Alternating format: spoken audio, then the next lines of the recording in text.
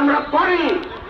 এর জন্য এখান থেকে সবাই একটা প্রস্তুতি নিয়ে এখান থেকে ফিরে যাবেন।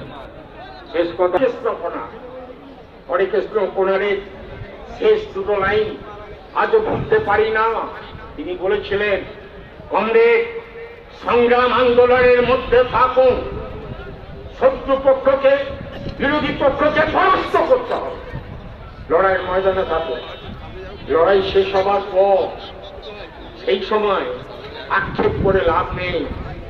যদি এই কথা বলি, সেদিন আমি প্রস্তুত ছিলাম না। কমরেড হরিকৃষ্ণ বলেছিলেন, সেদিন আমি প্রস্তুত ছিলাম না। এই শব্দ যাতে কাউকে উচ্চারণ করতে না হয়, সেই প্রস্তুতি এখন থেকে ঘরে ঘরে গড়ে তুলুন। প্রস্তুত হতে হবে, লড়াই চাই। গোটা পশ্চিমবঙ্গকে বুঝিয়ে দিতে হবে শ্রমিক কৃষক আন্দোলনের আজকে ঐতিহাসিক ব্রিগেড। এই ব্রিগেডে দাঁড়িয়ে এখান থেকে সবাই এই আত্মবিশ্বাস নিয়ে ফিরে যাবেন। লড়াইয়ের ময়দানে নেমে সাম্প্রদায়িক শত্রু থেকে শুরু করে সব শত্রুকে আমরা পরাজিত করব।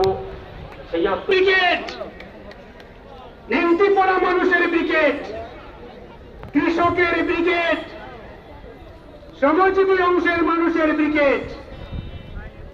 যে অংশটাকে সবচেয়ে বেশি ভয় করে নরেন্দ্র মোদী এবং মমতা ব্যানার্জি।